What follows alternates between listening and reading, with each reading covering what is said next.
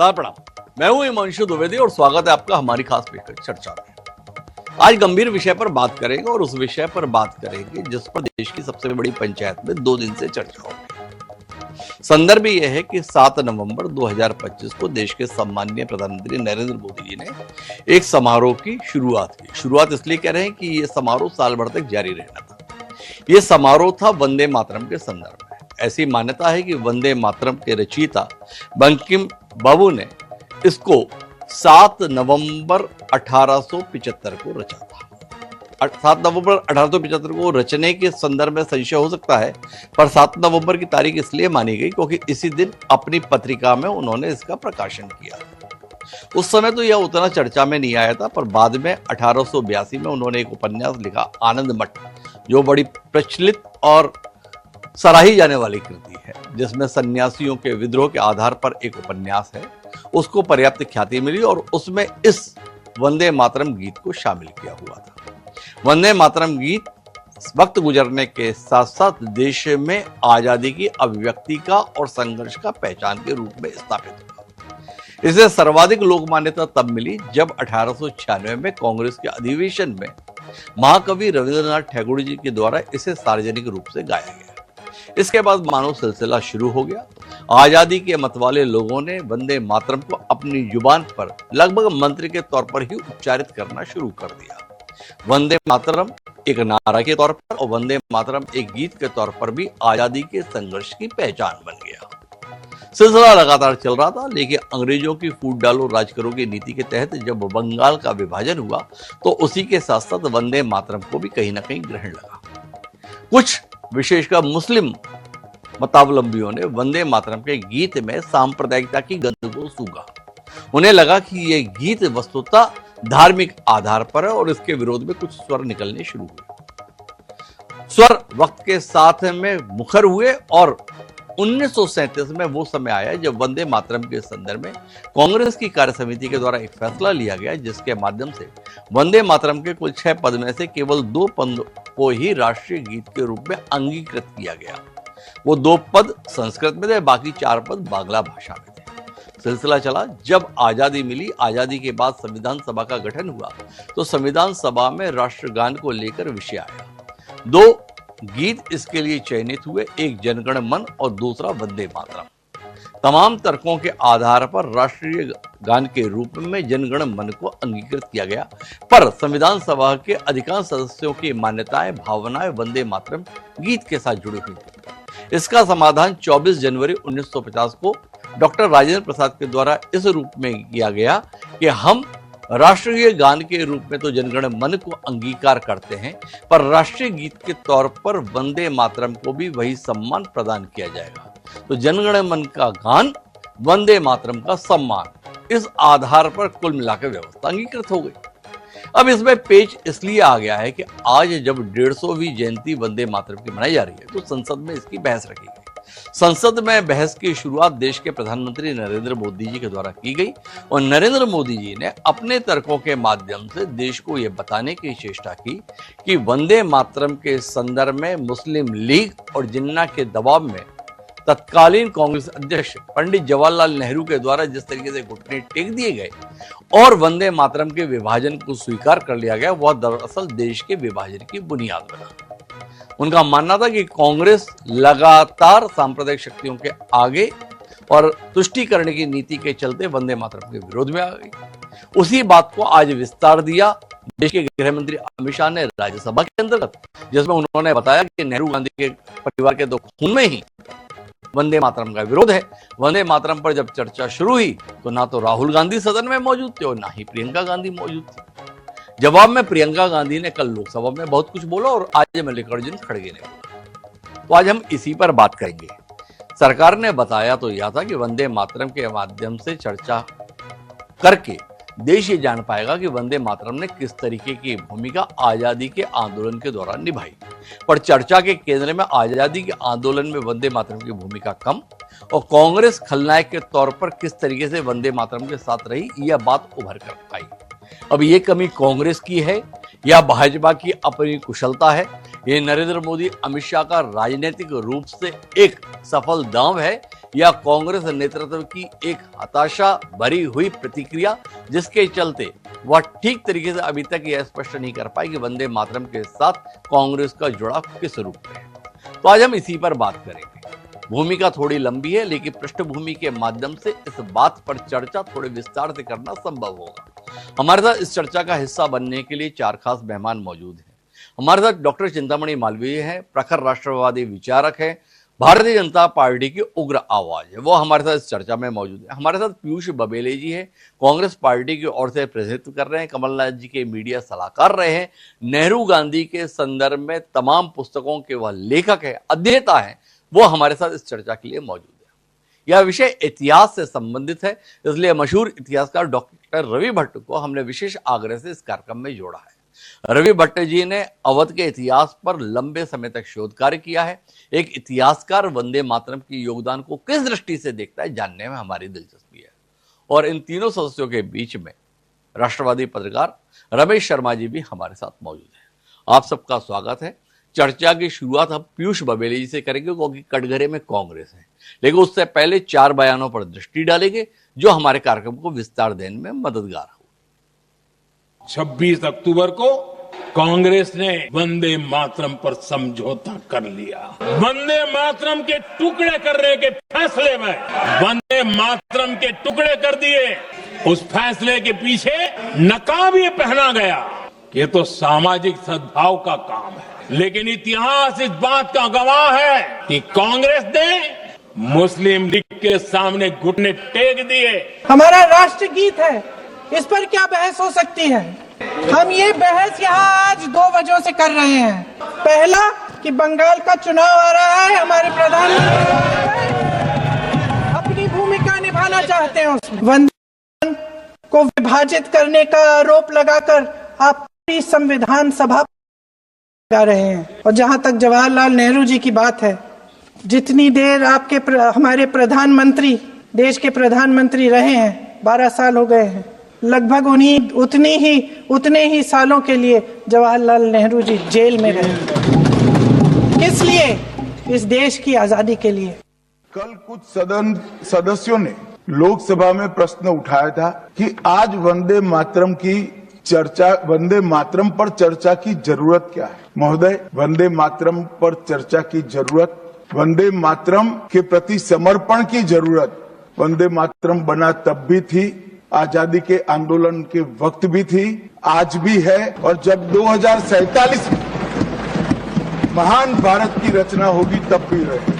कुछ लोगों को इसमें दिखता है कि बंगाल में चुनाव आने वाला है, इसलिए वंदे मातरम की चर्चा हो रही है। वो वंदे मातरम के महिमा मंडन को बंगाल के चुनाव के साथ जोड़कर कम करना है। सभापति जी, जब देश कहीं बड़ी समस्याओं जैसे आर्थिक संकट, बेरोजगारी, सामाजिक मुद्दे में से जूझ रहा है, तब भी प्रधानमंत्री की दिलचस्पी केवल चुनावी प्रचार में रहता है, ना कहीं ऐसे ध्यान भटकाने के सब चीजें इस सदन के सामने लाकर इसमें अपना समय देते हैं। सर, उन्होंने वंदे मातरम पर बहस केवल बंगाल चुनावों के ध्यान में रखकर ही की है, ये मेरा कहना। तो कुल मिलाकर हमने चर्चा के संदर्भ में देखा किस प्रकार की बयानबाजी है। 150 साल के इतिहास पर बात आने वाले चुनाव पर आकर ठहर गई। पीयूष बबेले हमारे साथ में हैं। खलनायक के तौर पर गांधी परिवार, खलनायक के तौर पर नेहरू परिवार, खलनायक के तौर पर कांग्रेस। क्या कहते हैं पीयूष जी? इतिहास के पन्नों में जिस चीज को आपको धरोहर के तौर पर रखना था, आपने उसको नेस्तनाबूद करने की दिशा में कदम उठाए, यह आक्षेप है। क्या कहते हैं? असल में भारतीय जनता पार्टी, आरएसएस, जनसंघ, ये सब 1947 से पहले इनमें से कोई राष्ट्रवादी नहीं था।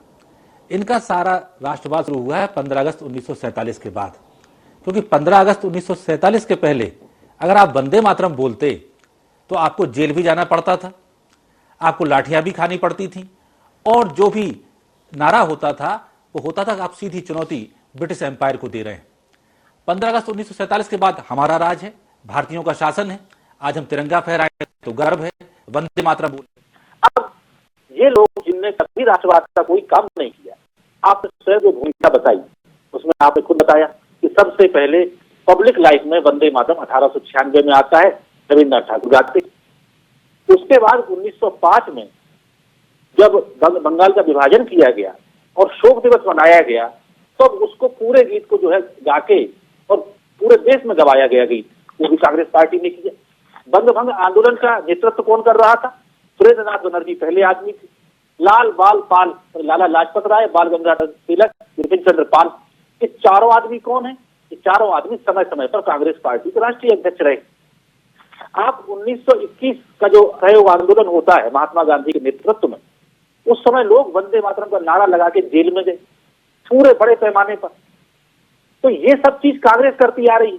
आगे आप देखें कि पंडित जवाहरलाल नेहरू 1929 में जब कांग्रेस पार्टी के अध्यक्ष बनते हैं, उनका पहला अध्यक्षीय भाषण होता है 29 दिसंबर 1929 को। तो पूरा भाषण देखिए, ब्रिटिश साम्राज्य को चुनौती दे रहे हैं और चुनौती देने के बाद अपने भाषण की समाप्ति करते हैं वंदे मातरम के नारे से। उनका अगला भाषण होता है 1 जनवरी 1930 को। उस दिन जो समापन भाषण था अध्यक्ष के रूप में उनका, वो भी वंदे मातरम के नारे से समाप्त होता है। मैं रोकता हूं पीयूष जी, थोड़ा आप इतिहास के पन्नों को ज्यादा पलट रहे हैं। हमें वहां तक की जरूरत नहीं, वहां तक की बात तो हम खुद ही कर चुके थे पीयूष जी। कहानी 1937 से शुरू होती है, जहां पर आप मोदी जी और अमित शाह के द्वारा कटघरे में है कि जो वंदे मातरम के 6 पद थे, आपने मोहम्मद अली जिन्ना और मुस्लिम लीग और कुछ मुस्लिम नेताओं के दबाव में आकर उसका अंग भंग कर दिया। केवल 2 पद ही आपने स्वीकारे और बाकी 4 पद को छोड़ दिया। वही काम आपने अपने प्रचंड बहुमत वाली संविधान सभा में भी किया। कुल मिलाकर जो गीत 5 दशक से भी ज्यादा समय तक स्वाधीनता संग्राम की पहचान बना हुआ था, उसे आपके पुरखों ने, आपके नेताओं ने कुल मिलाकर सियासत की भेंट चढ़ा दिया। यह आक्षेप है, यह आरोप है। इसका थोड़ा प्रतिकार कीजिए ना, अगर आपके पास है, या माफी मांग लीजिए, हाँ ये गलती हमसे हो गई। नहीं, गलतियां करने का काम भाजपा का है, आरएसएस का है। तो मैं इसको बता देता हूं, 1937 में मुस्लिम लीग की ओर से जिस आदमी ने सबसे जोरदार ढंग से वंदे मातरम की विरोध किया, वहां आधा पूरा आधा वंदे मातरम नारा का विरोध था, वो थे फजलुल हक। और फजलुल हक ने यह कहा कि कांग्रेस पार्टी हिंदू राष्ट्र बनाना चाहती है, देश के ऊपर हिंदू राष्ट्र और वंदे मातरम थोपना चाहती है। फजलुल हक ने कहा कि इसके खिलाफ हम डायरेक्ट एक्शन करेंगे, माने पूरी हिंसा भड़का देंगे। और इसी आदमी फजलुल हक के साथ 1942 में Shyama Prasad Mukherjee deputy chief minister बन के बंगाल में शामिल हुए। अगर भाजपा को इतना प्रेम है, इतना नाराजगी थी उस प्रसंग से, तो क्या नैतिक अधिकार था फजलुल हक की सरकार में श्यामा प्रसाद मुखर्जी को मंत्री बनने का और 1942 के भारत छोड़ो आंदोलन का विरोध करने का? मैं ये कहता हूं उसके लिए मोदी जी, अमित शाह जी और जो लोग यहाँ बैठे हों भाजपा की बात कहें, वो पहले इसके लिए माफी मांगे। इसमें कांग्रेस को माफी नहीं मांगनी।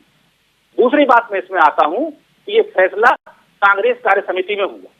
रविन्द्रनाथ ठाकुर ने बाकायदा ये कहा कि ये 2 बंद होने चाहिए। दूसरी उसकी बात कौन आता है? उसमें सरदार वल्लभ भाई पटेल, उसमें सुभाष चंद्र बोस है, उसमें मौलाना आजाद, उसमें महात्मा गांधी हैं और उसमें जवाहरलाल नेहरू। तो भाजपा ये कह दे कि सुभाष चंद्र बोस बहुत गलत करते थे, कह दे कि सरदार पटेल ने गलती की, कह दे कि मौलाना आजाद और महात्मा गांधी ने गलती की, और इनमें हिम्मत हो तो ये प्रवक्ता यहाँ कह के बताएं। तो ये सब कह के यहाँ पर बताएं। अब मैं आता हूँ चिंतामणि जी के पास। चिंतामणि जी, आप तो पूरा नारियल नेहरू जी पे फोड़ दिए। पीयूष बबेले जी और इतिहास के बाकी जानकार बता रहे हैं कि फैसला नेहरू जी का नहीं था। अगर फैसला था तो कांग्रेस कार्य समिति का था। उस कार्य समिति का था जिसमें आपके वंदनीय, सम्माननीय मोहनदास करमचंद गांधी भी थे और सरदार वल्लभ भाई पटेल भी थे, जिनके संदर्भ में आपने स्टैच्यू ऑफ यूनिटी बना रखी है। अगर वंदे मातरम का विभाजन देश विभाजन की आधारशिला था, तो फिर ये स्टैच्यू ऑफ यूनिटी आपने क्यों खड़ी कर दी? चिंतामणि जी, देखिए, पत्र ना तो महात्मा गांधी जी ने लिखा और ना ही सरदार पटेल ने लिखा। ये स्टेंजा हटाए जाए तो उस समय के तात्कालिक अध्यक्ष, ये पत्र जवाहरलाल नेहरू जी ने लिखा और इसलिए स्वाभाविक रूप से सीधी सीधी जिम्मेदारी उन्हीं की आती है। यह भी हम सब जानते हैं कि बहुत जो अध्यक्षता जरूर सुभाष चंद्र बोस की थी, लेकिन उनको काम नहीं करने दिया गया और इसलिए नहीं करने दिया गया क्योंकि सुभाष चंद्र बोस ने महात्मा गांधी और जवाहरलाल नेहरू को चुनौती देकर के चुनाव में अध्यक्ष पद को जीता था, और इसलिए ये मिल करके उन्हें कोई काम नहीं करने दे रहे थे। ये भी सुविख्यात तथ्य है कि उनको बीमारी से लाकर के, बीमार अवस्था में लाकर के इस्तीफा करवाया सुभाष चंद्र बोस जी का, और मिड टर्म में इस्तीफा करवाया, कोई उनको कार्यकाल पूरा नहीं करने दिया। तो इसलिए सर्वानुमति नहीं चिंतामणि जी, आप जैसा मतलब केवल आप राजनीतिज्ञ नहीं है, दर्शन शास्त्र के प्राध्यापक रहे हैं।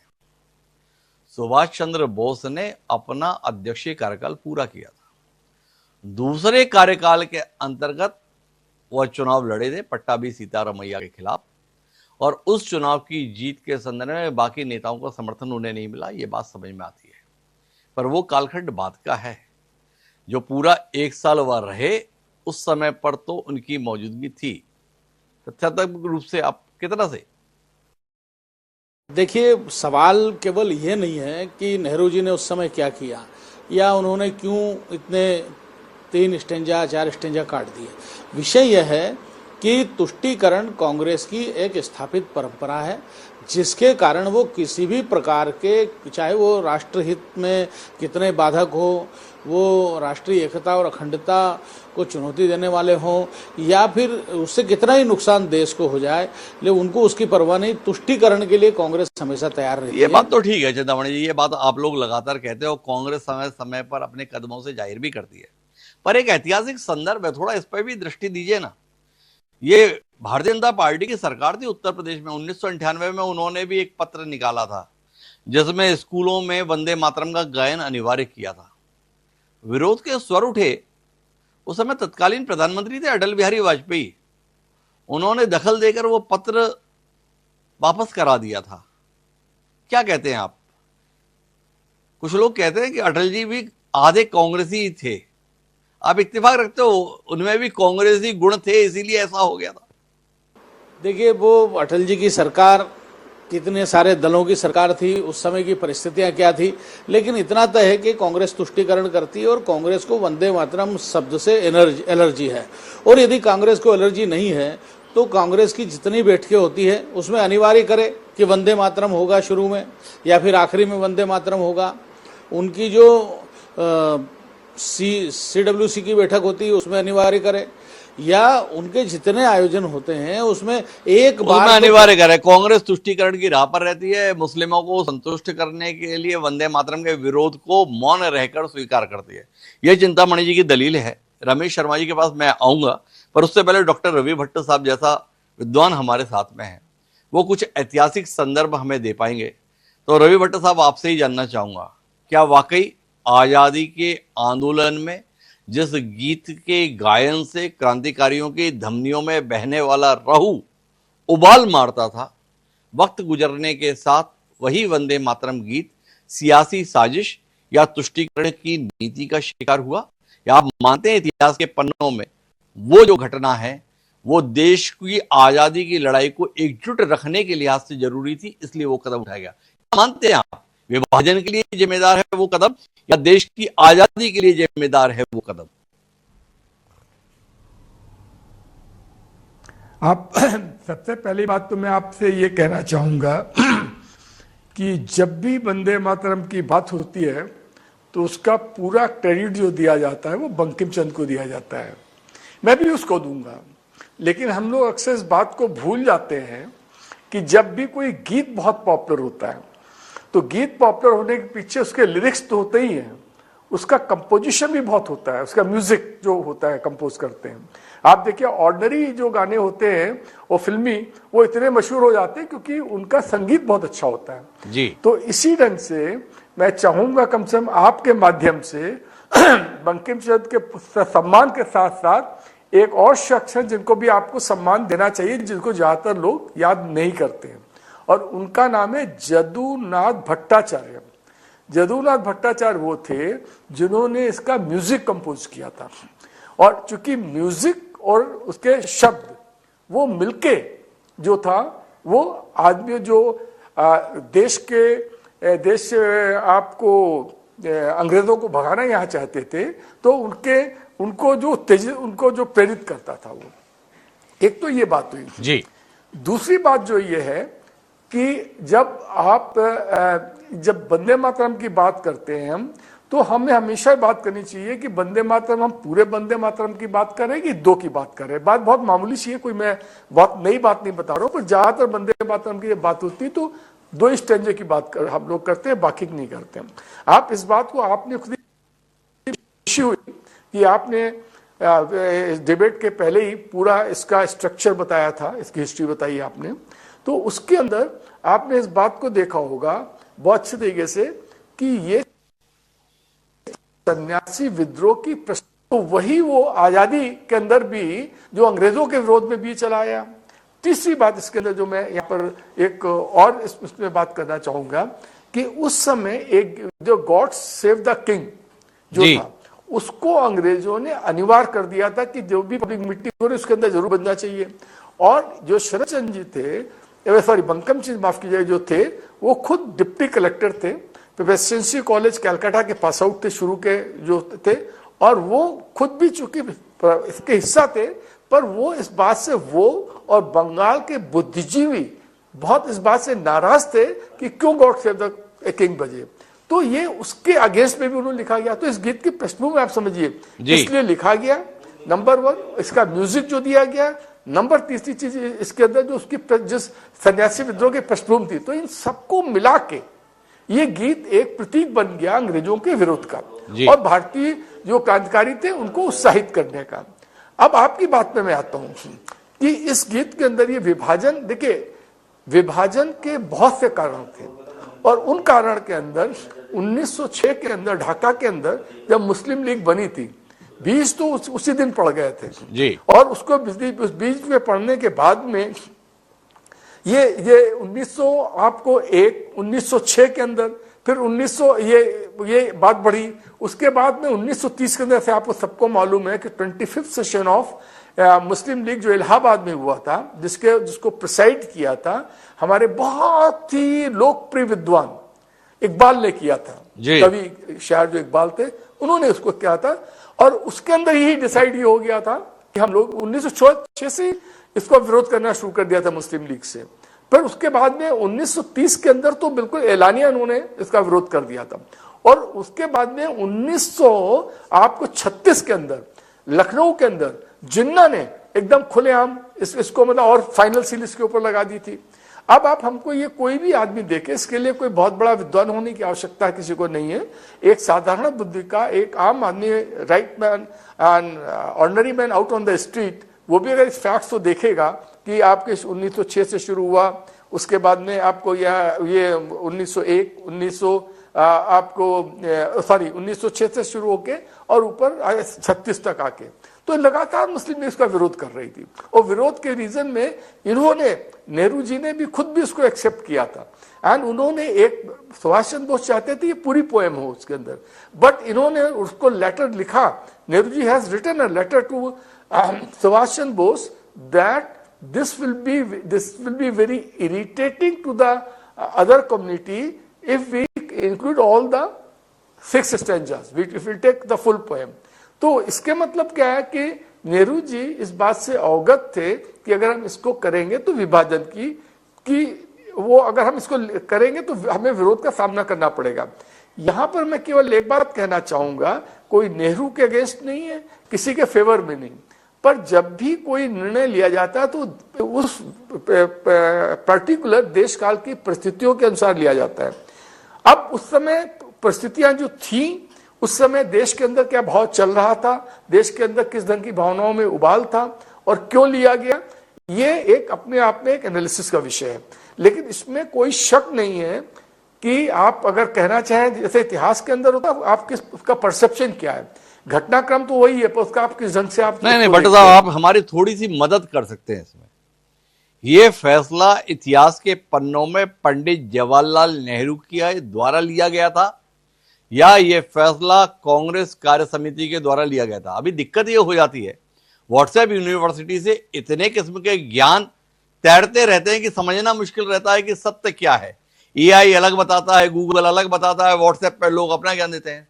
पर आप जैसा इतिहासकार जब हमारे साथ में है तो आप तथ्यात्मक रूप से यह बता सकते हैं कि क्या वंदे मातरम के संदर्भ में 4 पद हटाने का फैसला बतौर अध्यक्ष पंडित जवाहरलाल नेहरू ने ले लिया था, या एक कमेटी थी, कार्य समिति थी जिसके तहत कुछ की मत भिन्नता थी?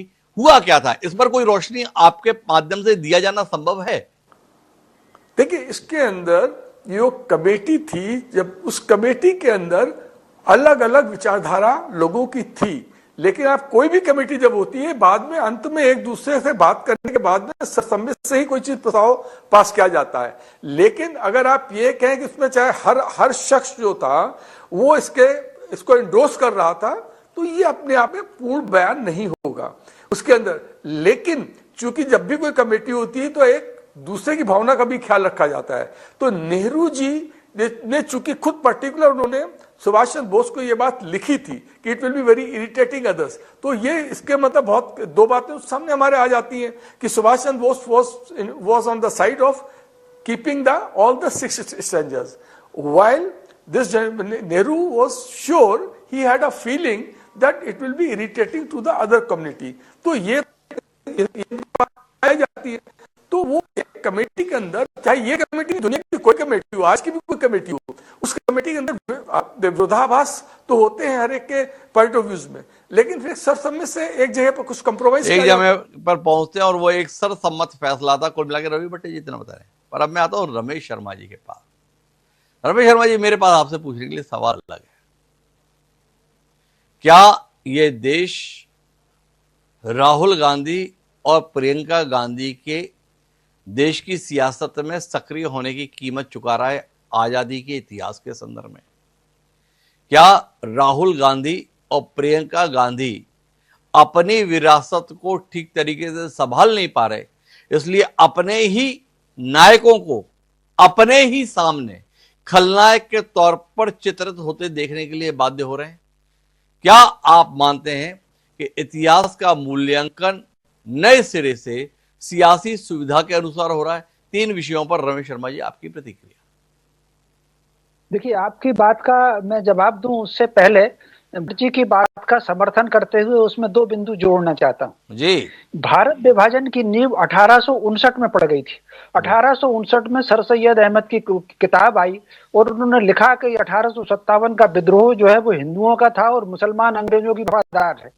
फिर इन्हीं सर सैयद अहमद जी की 1887-88 के आसपास लेख आए हैं जो नेशनल बुक ट्रस्ट में उपलब्ध हैं पुस्तक के रूप में, और उन्होंने लिखा कि हिंदू और मुसलमान 2 कौमें हैं, ये दोनों मिलकर के नहीं रह सकते। अगर सत्ता मुसलमानों के हाथ में आई तो वो हिंदुओं को मार डालेंगे, और हिंदुओं के हाथ में आई। और उसके बाद फिर ढाका नवाब ने 1906 में वो मुस्लिम लीग की गठन की शुरुआत हुई। तो कुल मिलाकर के 1857 के बाद ही भारत विभाजन की नींव पड़ गई थी। एक बात हुई। दूसरी बात, 1837 के घटनाक्रम में हम 2 दृष्टियों से देख सकते हैं। एक दृष्टि कांग्रेस की दृष्टि है और एक दृष्टि भाजपा की दृष्टि है। भाजपा की दृष्टि से ये माना जा सकता है कि मुस्लिम लीग के दबाव में कोई इनकार नहीं किया जा सकता। मुस्लिम लीग के दबाव में जब वंदे मातरम गीत को पढ़ना उन्होंने बंद किया, लेकिन ये कांग्रेस की भी दृष्टि है। उस समय जिस तरीके से मुस्लिम लीग दबाव बना रही थी भारत विभाजन का, तो मुझे लगता है कि कांग्रेस में भी मुस्लिम समाज के लोग थे। कांग्रेस को ये लगा होगा कि अगर एक कदम पीछे हट करके अगर एकता बनी रहती है तो इस गीत को हम एक कदम पीछे हटा सकते हैं। हो सकता है नेहरू जी के मन में ये बात रही हो, इसमें कोई शक नहीं कि पत्र उन्हीं नेहरू जी का ही था और उनके पत्र के आधार पर फिर कार्य समिति ने फैसला लिया। लेकिन ये निर्णय भी हो सकता है, कई बार माँ अपने बच्चे को चांटा लगा देती है झगड़ा टालने की दृष्टि से, ये भाव भी हो सकता है। लेकिन मुझे आश्चर्य दूसरी बात का है, भारत विभाजन जब निर्णय हो गया था, ब्रिटिश प्रधानमंत्री एटली ने 1945 में, सितंबर 1945 में लंदन में घोषणा कर दी थी कि भारत विभाजन का समय आ गया। जब भारत विभाजन का समय हो गया था और उसके बाद संविधान सभा के बहुमत में वंदे मातरम के पक्ष में था, तो फिर वंदे मातरम को राष्ट्रगान क्यों नहीं बनाया गया? मैं इसमें नहीं जाना चाहता। नहीं, रमेश शर्मा जी, आप तथ्यों के संदर्भ में बहुत बड़ी बात कह रहे हैं। आपने कहा कि संविधान सभा का बहुमत वंदे मातरम को राष्ट्रगान बनाने के पक्ष में था। आप तथ्यात्मक रूप से इसे साबित कर सकते हैं? क्योंकि हमारे पास ऐतिहासिक संदर्भ तो यह आता है कि पंडित श्यामा प्रसाद मुखर्जी भी जो है वह भी वंदे मातरम को सम्मान दिए जाने के तक ही पक्षधर थे कि वंदे मातरम को सम्मान मिलना चाहिए। संविधान सभा की चर्चा में ये उल्लेख है। आप किस आधार पर ये कह रहे हैं कि वंदे मातरम के संदर्भ में संविधान सभा बहुमत के साथ थी? और क्या आपका आशय यह है कि डॉक्टर राजेंद्र प्रसाद ने संविधान सभा के बहुमत का अनादर करते हुए ये व्यवस्था दी कि वंदे मातरम राष्ट्रीय गीत रहेगा और राष्ट्रगान के तौर पर जनगण मन अंगीकार किया जाएगा? आपकी टिप्पणी। देखिए, स्वाभाविक रूप से डॉक्टर राजेंद्र प्रसाद ने हस्तक्षेप करके संविधान सभा की भावनाओं के अनुरूप उसको राष्ट्रगान के बराबर सम्मान दिया। ये सारा विवरण भारत सरकार जो संसद है उसमें सारा विवरण मौजूद है। मैंने पूरा 1 महीना लगाया था उसको पढ़ने में, वो सारा विवरण मौजूद है। तो चूंकि लोग चाहते थे कि राष्ट्रगान के रूप में वंदे मातरम हो, लेकिन किन कारणों से वो नहीं बन पाया, वो अभी एक अलग बहस का विषय है। मैं इस पर डिबेट के लिए किसी आगे के दिन तैयार हूं। अब मैं उसमें आता हूं, भले ही 4 पैराग्राफ हटा दिए गए, 1 पैराग्राफ ही सही राष्ट्रगान वंदे मातरम को बनना ही चाहिए था। अब जो आपने सवाल किया, क्या इतिहास को तोड़ा जा रहा है, इतिहास को मरोड़ा जा रहा है? मैं समझता हूं समय आने के साथ इतिहास का जो भी सच है वो सबके सामने आना चाहिए, और उसके बाद अगर गलत सच है तो उसको सत्य के आधार पर ही उसको खंडन किया जाना चाहिए, ना कि उसको राजनीति में मोड़ दिया जाना चाहिए। वंदे मातरम पर जो 2 दिन से संसद में बहस हुई और जो आक्षेप लगाए गए, मैं उसमें नहीं जाना चाहता। नहीं, मैं लेकिन आपके पास आना चाहूंगा इस पर। रमेश शर्मा जी, आपने संविधान सभा के संदर्भ में ये दावा किया कि बहुमत जो है संविधान सभा में वंदे मातरम को राष्ट्रगान के रूप में अंगीकार करने का था। तो क्या माने, सरदार वल्लभ भाई पटेल उस समय पर अपनी भूमिका का सही निर्वहन नहीं किए? श्यामा प्रसाद मुखर्जी अपनी भूमिका का निर्वहन नहीं किए? और क्या आपका मानना है कि आज जो राष्ट्रगान है वो वंदे मातरम के मुकाबले उचित नहीं है राष्ट्रगान के रूप में? देखिए, अब वो राष्ट्रगान बन गया है तो इस पर मैं कोई टिप्पणी नहीं करूंगा, लेकिन ये जो हमारा राष्ट्रगान, इसकी रचना कब हुई और सबसे पहली बार किसके सामने गाया गया, ये सब इतिहास के पन्नों में है। लेकिन अब राष्ट्रगान वो है तो इसलिए मैं उसका सम्मान ही करूंगा, मैं उस पर कोई ज्यादा ना रमेश शर्मा जी, मैं इतनी आसानी से इस विषय को कैसे छोड़ दूं? संविधान सभा ने जो संविधान बनाया था उसमें 125 से ज्यादा संविधान में संशोधन हो गए। अगर इतनी बड़ी गलती इतिहास के पन्नों में दर्ज है आपके अनुसार, तो क्या 150वीं जयंती के मौके पर उसे भूल के सुधार के संदर्भ में संकल्प देश की सबसे बड़ी पंचायत में नहीं होना चाहिए था? देखिए, अब उस पंचायत में क्या होना है वो पंचायत वाले जाने। मैंने जो अपनी राय है वो आपको बताई, और मणि बहन की जो पुस्तक है जो उन्होंने अपने पिता के बारे में लिखी है उसमें बहुत सारी बातें सरदार वल्लभ भाई। दिक्कत यही है कि लोग अपनी सुविधा के अनुसार तंत्र रखते हैं। रमेश शर्मा जी से मेरा इतना ईमानदार सवाल था कि अगर वो गलती थी तो संविधान सभा के द्वारा निर्मित संविधान में अनगिनत संशोधन इन 75 साल के अंतर्गत हो चुके हैं। चिंतामणि मालवीय जी मेरे साथ मौजूद हैं। चिंतामणि जी, नेहरू जी को बहुत कोस लिया आप लोग देश की संसद में, तो ये 2 संकल्प के संदर्भ में कोई उम्मीद रखें कि वो 4 पद अब हिस्सा बनेंगे? और चूंकि राष्ट्रगान तो वंदे मातरम को होना चाहिए था, तो अब राष्ट्रीय गीत का दर्जा देना होगा तो जनगण मन को दे दिया जाएगा। राष्ट्रगान के तौर पर तो वंदे मातरम को उसका खोया हुआ गौरव आप दिलाकर रहेंगे। क्या उम्मीद करें आपसे? नेहरू जी को ही कोसेंगे या उससे आगे भी बढ़ेंगे? देखिए, ये तो भविष्य के गर्भ में क्या होगा, लेकिन ये चर्चा भी यदि कराई तो भारतीय जनता पार्टी की नरेंद्र मोदी जी की सरकार ने कराई और इस विषय पर पूरे राष्ट्र को संज्ञान में दिया। लेकिन विषय यह है कि आज भी इतने बड़े तुष्टीकरण के बाद, 4 स्टेंजा हटाने के बाद भी क्या मुसलमान वंदे मातरम गाने को तैयार है? कांग्रेस को इतना सब करके क्या हासिल हुआ? विषय ये होना चाहिए कि भाई आज भी इतना बड़ा समझौता किया, उसको राष्ट्रगीत नहीं बनाया, नेशनल एंथम और नेशनल सॉन्ग में उलझा दिया। लेकिन विषय ये कि उसके बावजूद भी क्या इस देश का बड़ा तबका इस वंदे मातरम को जितना है उतना भी गाने को तैयार है? और यदि है तो कांग्रेस अपने समारोह में, अपने उसमें क्यों नहीं गाती? कांग्रेस के बड़े नेता भी संसद में उस समय तक क्यों नहीं रुकते जब वंदे मातरम होता? एक बात बताओ चिंतामणि जी, सत्ता में आने के बाद भी केवल सवाल करोगे या समाधान भी दोगे? अब आपकी सरकार है, दमदार सरकार है। कांग्रेस ने अगर गलतियां नहीं की होती तो आज इस हालत में होती क्या? उस कांग्रेस को तो अब आप जिक्र के लायक भी नहीं मानते हो। तो हमारा जो सवाल है वो सवाल यह है कि केवल गलती बताओगे या गलती को सुधारोगे भी? तो क्या उम्मीद करें कि अब राष्ट्रगान के तौर पर वंदे मातरम अंगीकार होने वाला है? क्या हम उम्मीद करें कि वो जो 4 पद कांग्रेस कार्यसमिति के द्वारा हटा दिए गए थे 80 साल पहले, आप उन्हें आजादी के अमृतकाल में वापस जोड़ने वाले? ये दो मूलभूत सवाल हैं जिन पर आप जैसे विद्वान से जवाब की अपेक्षा है। आप पार्टी के प्रखर प्रवक्ता भी हैं, जिम्मेदार सांसद रहे हैं, वर्तमान में विधायक हैं। आपकी भावनाएं समझाइए हम लोगों को कि आप कहां ले जाना चाहते हैं देश को। जी देखिए, हमारी तो एक एक कार्यकर्ता की, जो भी भारतीय जनता पार्टी का कार्यकर्ता है, उसकी मंशा है कि वंदे मातरम राष्ट्रगान हो, लेकिन घड़ी की सुइयां पीछे तो नहीं की जा सकती। अब संविधान सभा को फिर से तो नहीं बुलाया जा सकता, वो जो सारा सब कुछ हुआ वैसा फिर से दोहराया तो नहीं जा सकता, सीन रिक्रिएशन तो नहीं हो सकता, इसलिए जो हो गया है। लेकिन मेरे साथ रवि भट्टे जी से पूछ लेता हूँ, हमने तो संविधान में तमाम संशोधन देख लिए। भट्टे साहब, चिंतामणि जी कह रहे हैं घड़ी की सुइयों को उल्टा नहीं। पहली बात तो मेरे को आई एम टेम्पटेड कि मैं आपको बधाई देना चाहता हूँ इतनी सारगर्भित परिचर्चा के लिए। मैं इतने टीवी चैनल्स पे रहा हूँ और इसी विषय पे रहा हूँ, पर जितनी बढ़िया परिचर्चा आपने करी है, मतलब इतनी आपको जल्दी जल्दी किसी चैनल पे मिलती नहीं है। इसके लिए आप बधाई के पात्र हैं, पहली बात। और दूसरी बात ये है, जैसा कि आपने बहुत ही साधारण सी बात कही है, बहुत ही सहज बात है, क्यों नहीं किया जा सकता है? जब इतने हमने परिवर्तन कर दिए संविधान के अंदर, तो एक परिवर्तन ये भी हो सकता है, उसमें कौन सी बड़ी बात है? जबकि आपकी मेजोरिटी है, तो क्या दिक्कत है अगर करना चाहे तो? अगर करना चाहे तो क्या दिक्कत है, ये सवाल है। मुझे आखिरी बातचीत के लिए पीयूष जी के पास आना होगा, लेकिन मैं फिर से कोशिश कर लेता हूं रमेश शर्मा जी के पास। क्या कहते हैं रमेश जी, अभी भी आप हाथ ऐसे ही खड़े करेंगे, या आपको लगता है कि आपकी राष्ट्र के प्रति चेतना अब आंदोलित हो रही है इस चर्चा के बाद? नहीं, ये हो जाना चाहिए, या इस दिशा में सरकार को कदम उठाना चाहिए। सरकार में आने के बाद भी सक्षम लोग केवल सवाल करेंगे या समाधान भी देंगे? देखिए, मोटे तौर पर इसमें कोई शक नहीं, मैं भट्ट जी की बात का समर्थन करता हूं कि आज की चर्चा रही।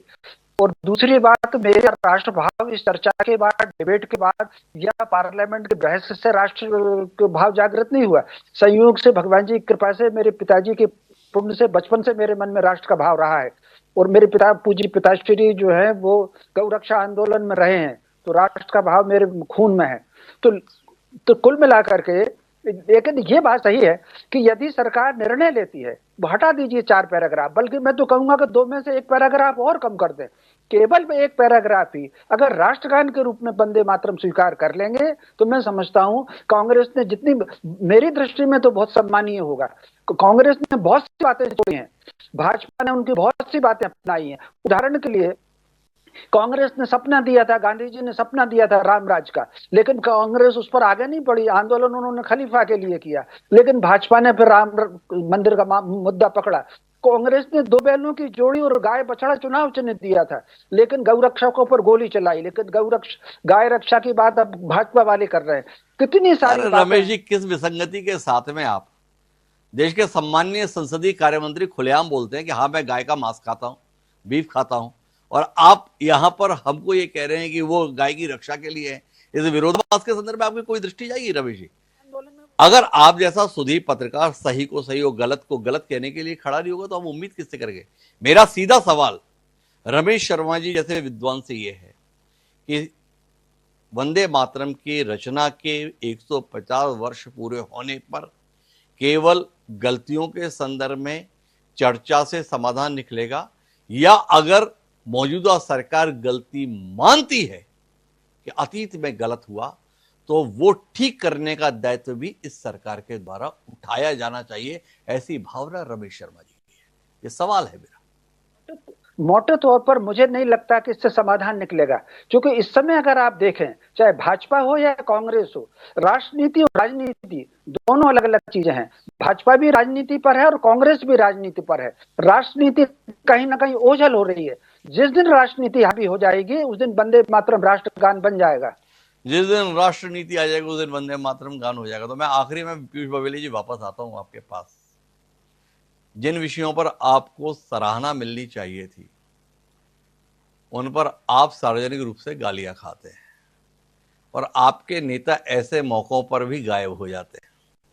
देश के सम्माननीय प्रधानमंत्री ने वंदे मातरम पर चर्चा की शुरुआत की थी। देश के सम्माननीय गृह मंत्री अमित शाह ने राज्यसभा में चर्चा की शुरुआत की। नेता प्रतिपक्ष है राहुल गांधी ऐसे मौके पर नदारद रहे। क्या कहते हैं आप? जब जरूरत होती है सेनापति के युद्ध मैदान में दिखने की, तब तो आपका नेता गायब क्यों हो जाता है?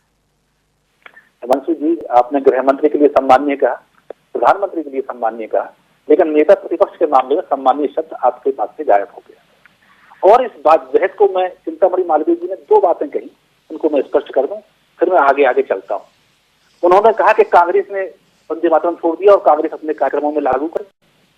चिंतामणि जी, कांग्रेस का अधिवेशन, कांग्रेस की बड़ी बैठकें वंदे मातरम से शुरू होती हैं और जनगण मन पर समाप्त होती है। थोड़ा सा सामान्य ज्ञान बढ़ाने की आवश्यकता है। दूसरी बात आपने कही थी कि बाकी सब छोड़ दो, क्योंकि ये नेहरू जी के पत्र से शुरू हुआ, इसकी नेहरू जी जिम्मेदार। अरे एक पत्र भाजपा ने जारी किया तो क्या एक ही पत्र लिखा गया था दुनिया में? पहला पत्र सुभाष चंद्र बोस ने नेहरू जी को लिखा, नेहरू जी ने उसका जवाब दिया, फिर रविन्द्रनाथ ठाकुर को पत्र लिखा गया, फिर मीटिंग हुई, फिर रविन्द्रनाथ ठाकुर ने पत्र लिखा, उसके बाद टैगोर और गांधी जी की मीटिंग हुई, फिर गांधी जी ने पत्र लिखा। बहुत से पत्र हैं। इसलिए जो भाजपा बता दे उतने कोई पत्रकार कहते हैं कि यही पत्र अकेला है, बड़ी गलत बात है। छोड़ने की बात कहते हैं। नहीं, रुकिए पीयूष जी, दिक्कत तो यही है ना, भाजपा जो बोल दे वही सही बात नहीं है, पर आपका नेता भी तो आकर बोले। आपने मेरे मूल प्रश्न को गायब करके आप मुझे इसमें उलझा दिया। आपने राहुल जी को सम्मान्य नहीं कहा, अब बोल देता हूं, मैं तो भूल सुधार के लिए तैयार हूं। सम्मान्य राहुल गांधी, सम्मान्य नेता प्रतिपक्ष, इस चर्चा में भाग नहीं लिए जब उनके ही पुरखे खलनायक के तौर पर देश के सम्मुख प्रस्तुत किए जा रहे थे। क्या कहते हैं पीयूष जी, आपके सम्माननीय नेता जी ऐसे महत्वपूर्ण मौकों पर गायब क्यों हो जाते हैं? सवाल ये था। शामिल थी, हमारे नेता बोल रहे हैं, आज भी बहुत महत्वपूर्ण विषय है वर्तमान का कि चुनाव में सुधार कैसे होना है। लेकिन मैं इस चर्चा में एक बात हिमांशु जी कह दूं, ये चर्चा मुझे जो अभी पूरे घंटे हुई बड़ी सुधी और गंभीरता से हुई, लेकिन ये मुझे वंदे मातरम की तारीफ के लिए नहीं दिखाई दे रही है। मुझे लग रहा है कि जो राष्ट्रगान जनगण मन है उसे कैसे हटाया जाए, ये हमारे पैनलिस्टों की मंशा दिखाई दे रही है। और मुझे बहुत डर है कि कल ये तिरंगा के बारे में भी ऐसी बातें कहेंगे, क्योंकि आरएसएस को जनगण मन से भी तकलीफ रही है और तिरंगा से भी तकलीफ रही है। और आगे चल के अगर ये 2 चीजें बदलती हैं तो देश के संविधान बदलने के बारे में भी ये भूमिका बनाई जा रही है, और संविधान जाएगा तो आरक्षण भी जाएगा। तो ये आरएसएस राज लाने की भी तैयारी हो रही है, वंदे मातरम का सम्मान के लिए। भाई तैयारी हो रही है तो उस तैयारी का प्रतिकार करने के लिए कांग्रेस की तैयारी क्या है, ये सवाल है। वंदे मातरम पर सदन में चर्चा के दौरान वंदे मातरम का आजादी के आंदोलन में किस तरीके का योगदान था, ये तो देश के सम्मुख नहीं आया, पर वंदे मातरम के साथ किस तरीके का खिलवाड़ किन्हीं कारणों से हुआ, ये चर्चा का विषय बन गया। क्या देश इसी आधार पर बनेगा और संवरेगा, ये सवाल है। क्या कांग्रेस अपनी विरासत को सुरक्षित रख पाने में इसी प्रकार से हथियार डालती रहेगी, ये सवाल है। और क्या भारतीय जनता पार्टी अतीत की उपलब्धियों को इस तरीके से सफलतापूर्वक संदेह के घेरे में लाती रहेगी, ये भी सवाल है। इन सवालों के उत्तर देने की जिम्मेदारी वस्तुतः देश के सबसे पुराने राजनीतिक दल कांग्रेस पार्टी की है, क्योंकि उसके किए हुए को सवालों के घेरे में लाया जाता है। अगर कांग्रेस अपने किए हुए को जायज नहीं ठहरा पाएगी तो फिर जाके ये गलती भाजपा की नहीं थी। अगर नेहरू गांधी परिवार के लोग आज सियासत में हैं तो विपक्ष उनके पुरखों के संदर्भ में सवाल खड़े करेगा। जवाब देने की जिम्मेदारी तो उनके विरासतों की है। अगर वारिस उनके यश के हकदार बनना चाहते हैं तो इन आलोचनाओं का प्रतिकार तो उन्हीं को करना पड़ेगा। आप सभी मेहमानों का बहुत बहुत धन्यवाद हमारे साथ इस विमर्श का हिस्सा बनने के लिए। आज के इस कार्यक्रम में इतना ही। कल फिर मिलेंगे नए विषय के साथ। मुझे दीजिए इजाजत। सादा प्रणाम।